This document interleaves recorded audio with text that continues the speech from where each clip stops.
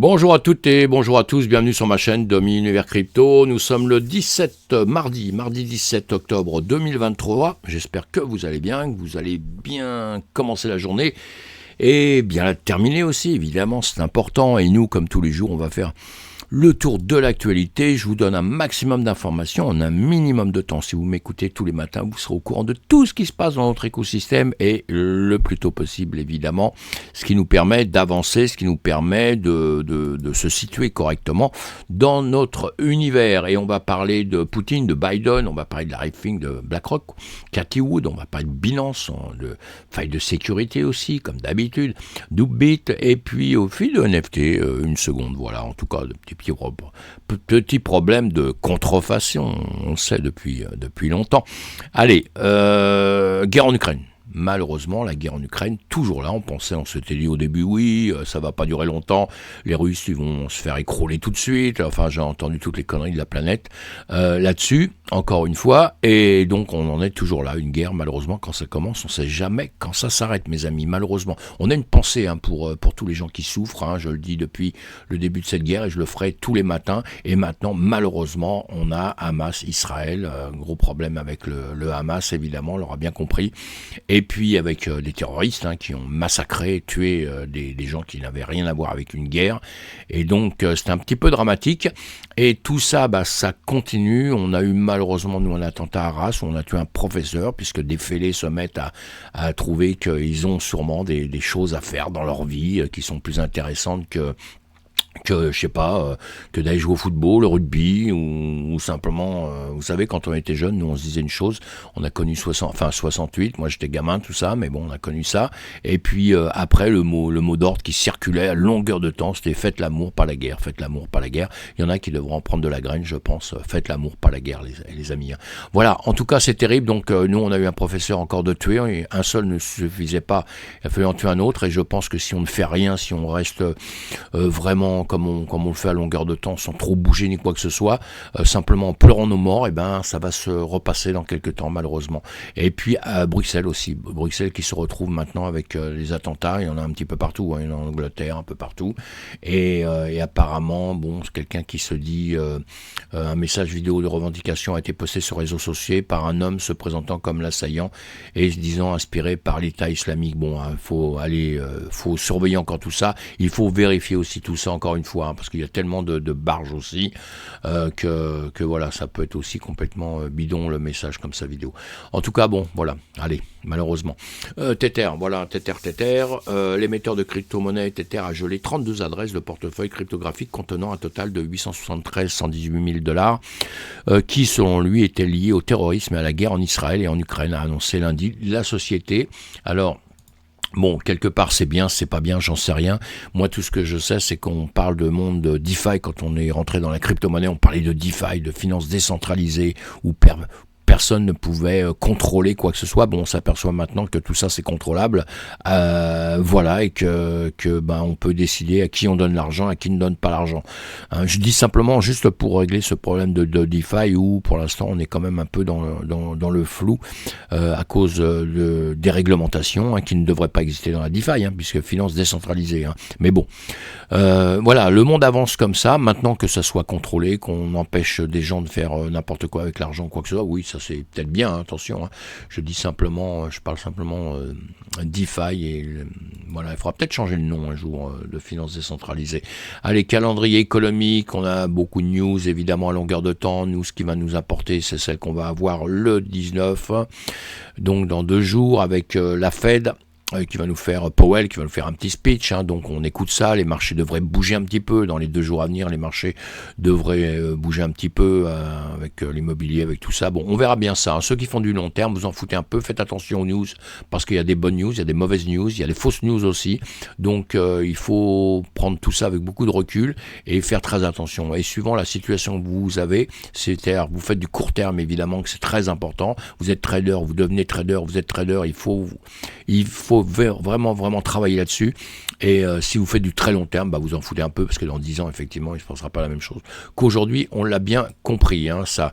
Et Poutine arrive en Chine. Bon, voilà, ce voyage à l'étranger. Alors moi, je vous fais mes commentaires. Je vous fais un résumé, évidemment, sérieux de tout ça. Je vous fais aussi parfois un petit peu mes commentaires. Mes commentaires, ça ne tient qu'à moi, évidemment. Tandis que les résumés que je fais, c'est ceux qu'on trouve dans les journaux. Vous allez pouvoir vérifier vous-même. Et là-dessus, je suis très sérieux sur les résumés. En revanche, mes commentaires, de temps en temps, je délire un peu.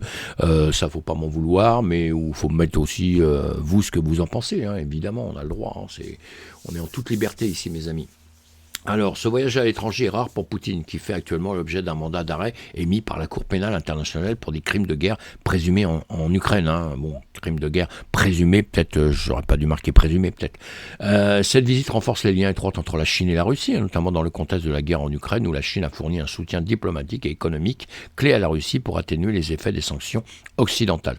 La visite de Poutine est également une démonstration de soutien au projet de la ceinture de la route de Xi Jinping, vous savez, l'ancienne route de la soie qui est repris maintenant pour encore continuer à faire du commerce par des trains, des trucs grandioses qui sont en train de construire tout doucement, qui vise à financer des projets d'infrastructure dans divers pays. Et des gros projets, mes amis. La Chine avance.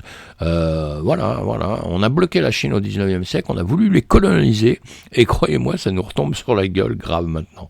Mais enfin, bon, c'est comme ça. Allez, on avance là-dessus, donc on suit tout ça évidemment à longueur de temps. On a Biden aussi.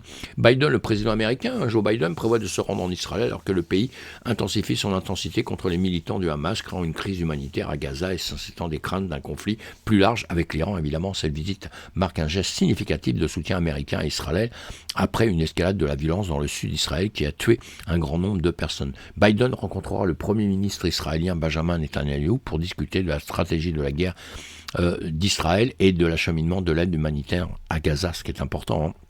La visite intervient alors que l'Iran met en garde contre les actions préventives et que les États-Unis déploient des porte-avions en Méditerranée orientale pour dissuader une escalade. La crise humanitaire à Gaza s'aggrave avec des milliers de victimes et des pénuries critiques de fournitures. Allez, on a une pensée pour eux et on suit tout ça évidemment de très près.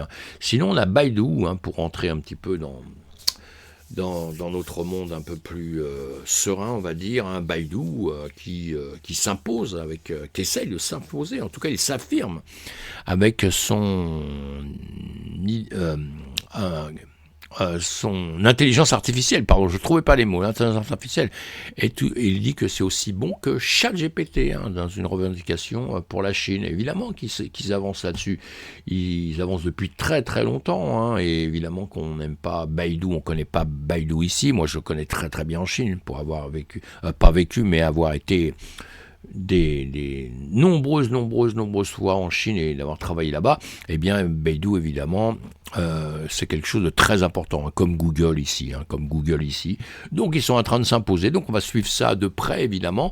Ce qui risque d'entraîner tout ça, le problème de ça peut-être par la suite, c'est la guerre des puces, mes amis, avec Taïwan, tout ça, donc on n'oublie pas tout ça, on n'est pas encore sorti de l'auberge avec tout ce genre de système, puisqu'on a compris que pour l'intelligence artificielle, c'est de l'informatique, on a besoin de puces, et tous les composants qu'il peut y avoir autour de ça, et il y a une guerre entre les Américains et puis la Chine justement avec ça, et Taïwan au milieu, puisque Taïwan est un gros fournisseur de puces et tout. Il ne faut pas oublier ça, parce qu'on a ça au-dessus de la tête toujours, évidemment. Et plus l'intelligence artificielle va grossir, plus le monde va s'y intéresser, plus ça va poser problème. Donc à suivre.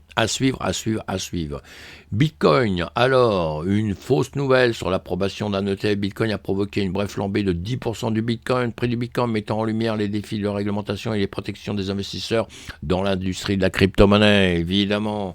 Bien que la nouvelle se soit avérée fausse, plus de 85 millions de dollars de positions commerciales ont été liquidés au cours des 24 dernières heures, principalement de la part de traders pariant sur des prix plus bas. Évidemment, on a vu une grande mèche, une grosse manipulation de marché.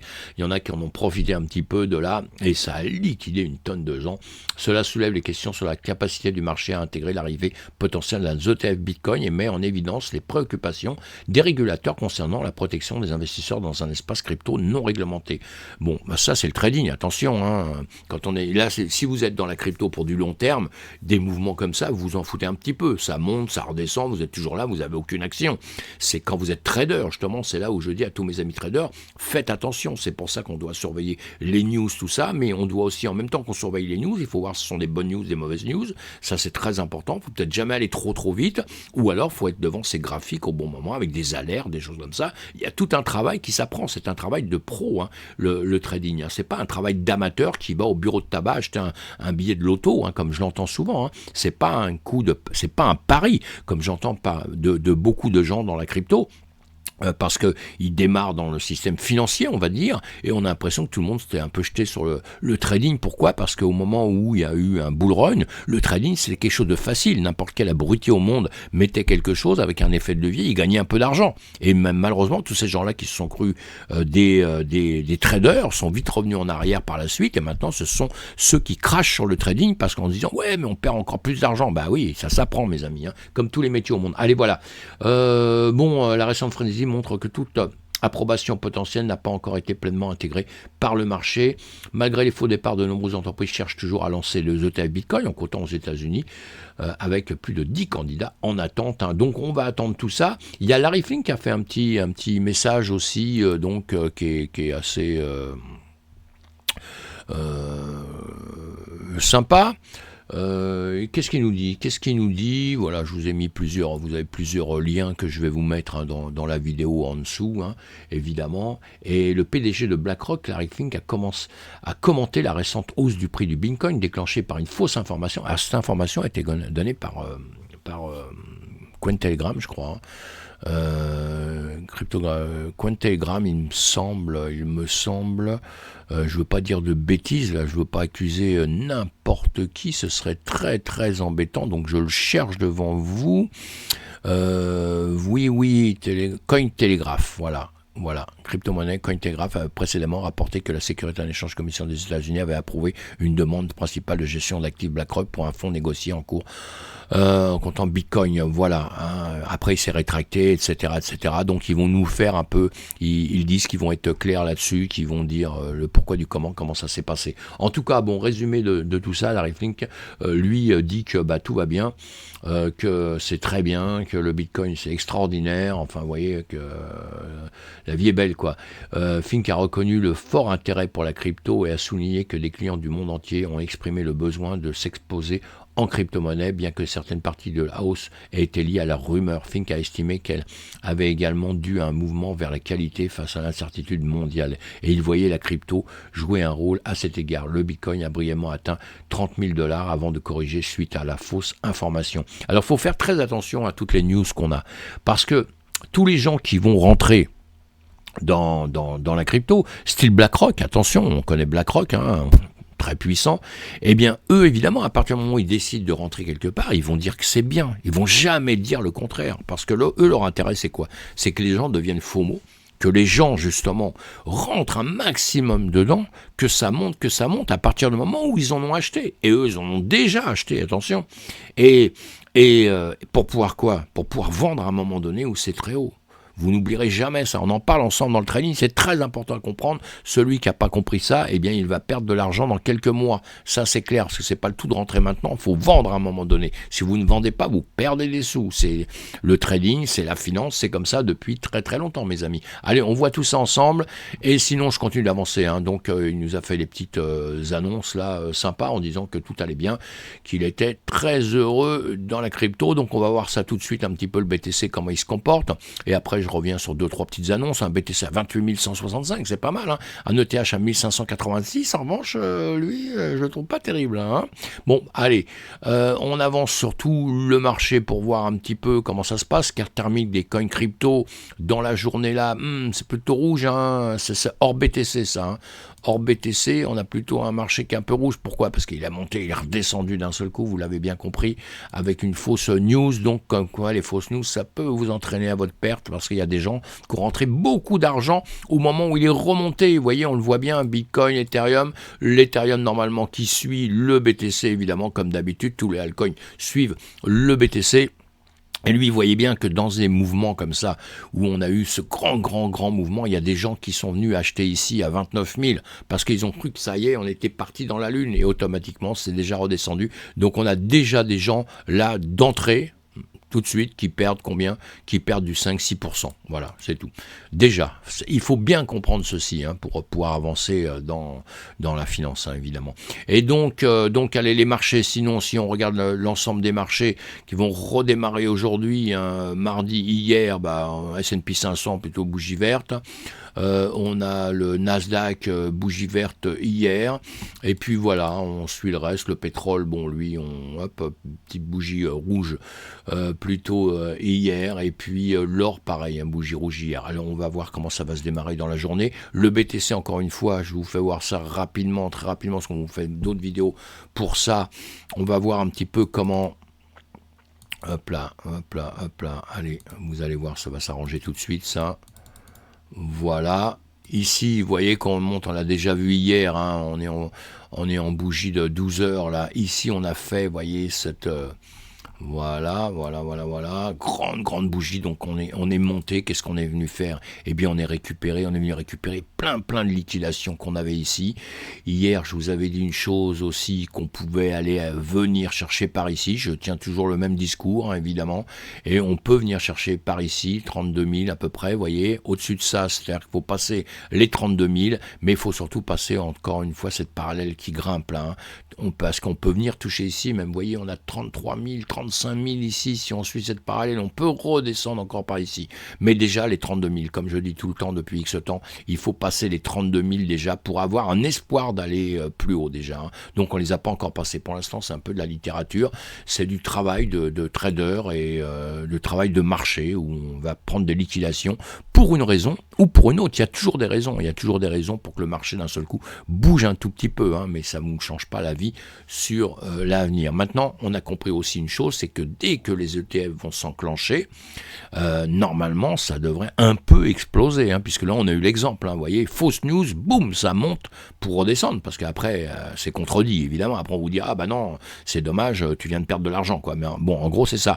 Mais on est bien d'accord que théoriquement, les ETF, on devrait les avoir, puisque je vois pas pourquoi maintenant ce serait refusé, même si ça met un peu de temps, et donc voilà, dès que ça va partir, on risque de faire un petit bond. Alors entre ça et un halving qui vient dans quelques temps, normalement on a tout pour que 2024 soit quand même assez confortable, peut-être même un petit peu avant que ça commence déjà à regrimper, vous voyez. Donc ce serait bien, moi au début de l'année j'avais prévu les 40 000 pour ces périodes en ce moment, donc on n'y est pas, malheureusement, donc j'aimerais bien qu'on y soit dans 2 mois ou un truc comme ça. Si on pouvait monter 40 000, je serais très content. Voilà, mais attention, je continue à toujours dire la même chose, on est dans une période qui est compliquée, difficile, où on voit bien que des mauvaises news, il y en a plein. Maintenant, on a Israël, Palestine. Vous voyez, des mauvaises news, on a plein. L'Arménie, d'un autre côté, qui va très mal aussi. Enfin, vous voyez, on a beaucoup de choses. La guerre avec les puces qui risque d'arriver peut-être un jour ou l'autre. Je vous parle pas des puces de lit qu'on a en France. Je vous parle de l'informatique. Eh bien, on peut aussi redescendre sur les 20 000, mes amis. On peut toujours redescendre sur les 20 000. On n'est pas encore sauvé de la situation. Quand on sera vraiment sauvé, je vous le dirai, mais pour l'instant on n'est pas encore sauvé. On pourrait aller rechercher justement pas mal de fric en dessous, et ça permettrait aussi à pas mal de gros de repartir à ces niveaux entre 20 et 25 000. Ça permettrait, même à 25 000, ça serait bien pour refaire un bond justement, et pouvoir aller voir un peu dans l'avenir ce qui se passe. Allez, sur tout le reste du marché, on voit bien que de toute façon tout suit le BTC, sur nos marchés divers, tout suit le BTC, le TH en premier, et après tous les marchés suivent à une exception conditions près.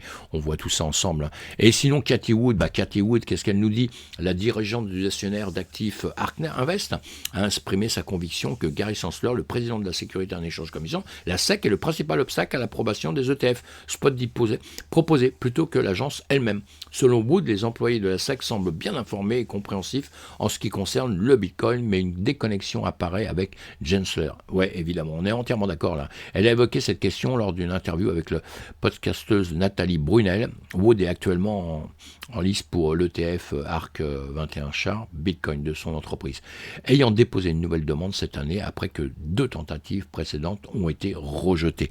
Voilà, bon, écoutez, vous allez lire un peu tout ce qu'elle dit. Toujours intéressant, hein. Et on est d'accord avec elle, hein. Je pense que l'autre, il fait la guerre vraiment au Bitcoin, quoi. Le problème, il est là. Et Binance maintenant, Binance, c'est terrible, Binance, hein. On ne sait toujours pas où il va vraiment, lui. Binance a annoncé qu'à partir de lundi, il suspendra l'accès de sa plateforme d'échange cryptographique pour les nouveaux utilisateurs basés au Royaume-Uni. Voilà, ça continue un petit peu. Toujours le problème de régulation, hein, de régulateur, évidemment, hein. Voilà, le régulateur financier britannique a récemment élargi son régime de promotion financière pour inclure les fournisseurs de services de cryptoactifs, ce qui oblige toutes les plateformes de crypto à afficher des avertissements de risque clairs et répondre à des normes techniques plus élevées. Binance avait précédemment été mis en garde par la FCA du Royaume-Uni en 2021 concernant ces services. Cette décision limite l'accès à la dominance du marché britannique, voilà, comme il a été limité en France aussi. Et à suivre. Binance, il s'ouvre, hein, quand même, hein. Alors là, on a TrueUSD qui nous a fait une faille. Cette faille de sécurité dans TrueUSD souligne l'importance cruciale de la sécurité des données dans l'écosystème de la crypto-monnaie et de la blockchain. Voilà ce que je voulais vous dire, mes amis, hein. J'essaie de vous mettre en garde tout le temps. Des informations personnelles exposées sont sensibles et pourraient être exploité par des acteurs malveillants. TrueUSD a agi rapidement pour enquêter sur l'incident et prendre des mesures pour prévenir d'autres accès non autorisés. Les clients doivent rester vigilants et surveiller leur compte personnel pour toute activité suspecte comme recommandé par TrueUSD. Eh oui, mais une fois que la catastrophe est faite, elle est faite. Donc tout ça, ça nous pose des problèmes et dans notre écosystème, on a un petit peu trop de problèmes dans le genre. Allez, à suivre évidemment. Ou Bit. Alors j'en avais parlé l'autre jour, je l'avais mis dans une de mes vidéos, mais j'ai fait quelques commentaires sur d'autres choses et lui je l'ai oublié, hein. Donc je suis un petit peu en retard sur celle-ci de peut-être 2 jours, hein, c'est ça, hein. La plus grande bourse de crypto-monnaie de la Corée du Sud a reçu le feu vert initial de l'autorité monétaire de Singapour pour offrir une gamme plus large de services de jetons de paiement numérique. Voilà, à suivre ça. Voilà, je ne m'étends pas plus là-dessus, mes amis, hein, mais à suivre. Et après, j'ai peut-être une autre news. Ah oui, NFT, mais c'est quoi ça? Et oui, la Cour d'appel américaine examine la contrefaçon de NFT dans l'affaire Bored Ape. Oh, c'est pas nouveau, hein, c'est pas nouveau. Une Cour d'appel américaine a eu du mal lundi à déterminer ou tracer la frontière entre l'art de la contrefaçon dans un procès en matière de marque contre l'artiste conceptuel Ray Rips au sujet de ses copies des populaires jetons non fongibles Bored Apple Yacht Club de Yuga Labs. Voilà, donc à suivre, hein, pour ceux qui sont intéressés évidemment par les NFT et par Yuga Labs et tout ça évidemment. Donc on verra la suite de ça, mais apparemment c'est pas simple du tout de régler le problème. Donc on va suivre ça de près. Pensez à vous abonner à ma chaîne. Pensez à cliquer sur le pouce, pensez à mettre des commentaires, même si ce n'est que bonjour, et ceux qui le font, merci 1000 fois mes amis. On se retrouve sur d'autres vidéos évidemment, à plus tard, bye bye.